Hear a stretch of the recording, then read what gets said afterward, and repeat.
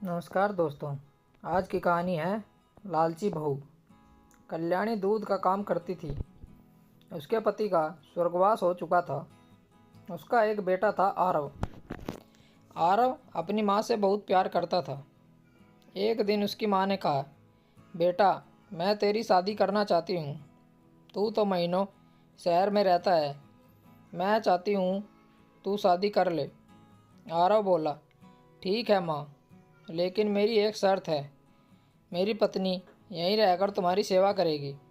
कल्याणी कहती है, अच्छा ठीक है, देखा जाएगा। कल्याणी एक सुंदर सी लड़की देखकर उन दोनों की शादी कर देती है।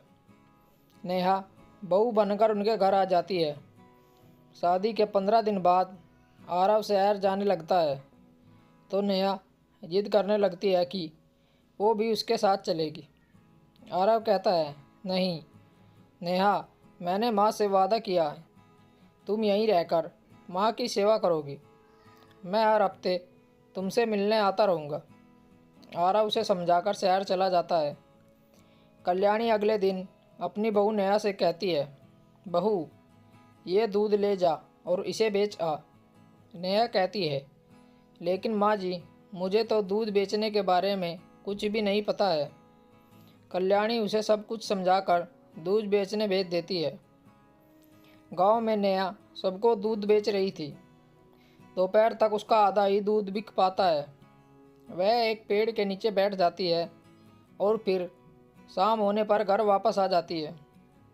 नेहा अपनी सास से कहती है, माँ जी, आज तो आधा ही दूध बिका है। उसकी सास कल्याणी कहती है, कोई बात नहीं, तू कल मेरे साथ चलना। लगता है गांव वाले तुझे जानते नहीं हैं, इसलिए तुझसे कोई दूध नहीं लेता। अगले 5 दिन तक नेहा रोज़ दूध बेचने जाती, लेकिन उसका थोड़ा भी दूध नहीं बिकता। इस बात से दुखी होकर नेहा अपनी सास से कहती है, माँ जी, आप दूध बेचने चली जाया करो, मैं घर के काम कर लूँगी। अगले दिन कल्याणी दूध बेचने गई तो दोपहर से पहले ही सारा दूध बिक गया।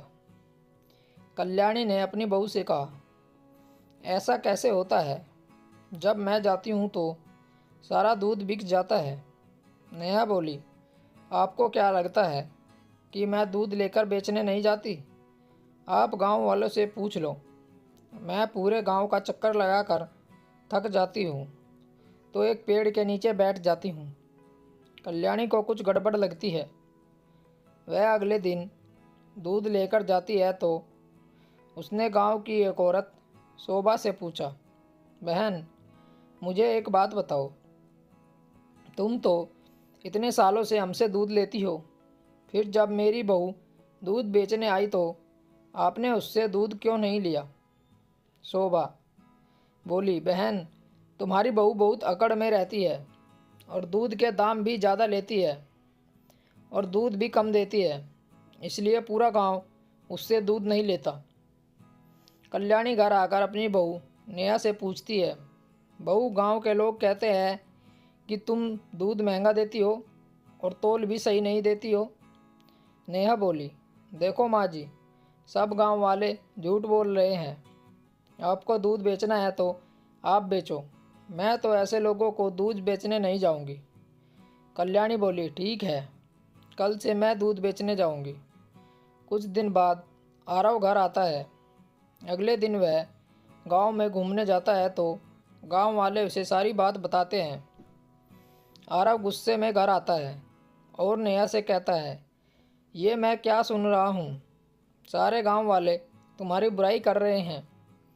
तभी कल्याणी कहती है, अरे बेटा, कोई बात नहीं, मैंने ही बहू को दूध के दाम बढ़ाने को बोला था। यही बात गांव वालों को बुरी लग गई। नेहा कहती है, नहीं, ऐसी बात नहीं है।